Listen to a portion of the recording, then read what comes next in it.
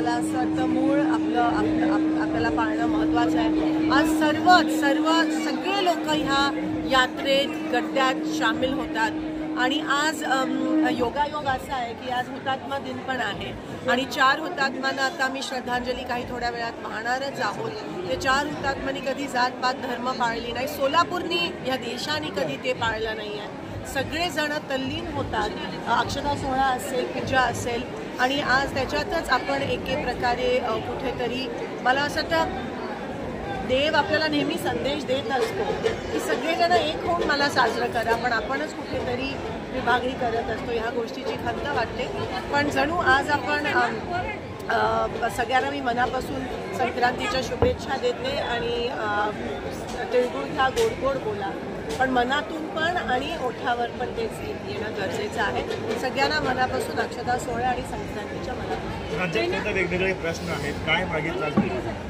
मी कधी काही मागत नाही, माझ्या मनातही कृतज्ञतेची भावना असते।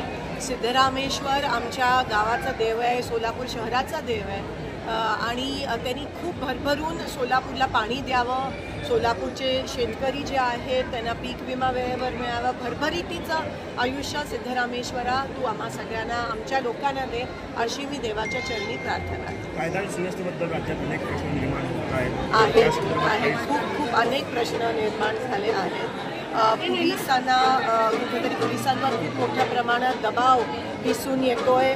बीडचा विषय असेल, परभणीचा विषय असेल, अगदी आपल्या सोलापुरात परवा जी घटना घडली, ज्या दहशतीत राहत आहेत त्याचा मी निषेध करते आणि कुठेतरी सत्ताधारी यांना कायदा सुव्यवस्थेशी काही घेणं देणं नाही आहे, त्यांना फक्त सत्ता पाहिजे आणि त्याच्यातच ते हपापलेले दिसत आहेत। आज योजना पण ज्या अनाऊन्स केल्या त्या पण आता कुठेतरी बंद होण्याचं एक षडयंत्र आपल्याला सरकारकडून होतं। बंधुप्रेम न्यूज चॅनलला लाईक, सबस्क्राईब व बेल आयकॉन दाबायला विसरू नका। धन्यवाद।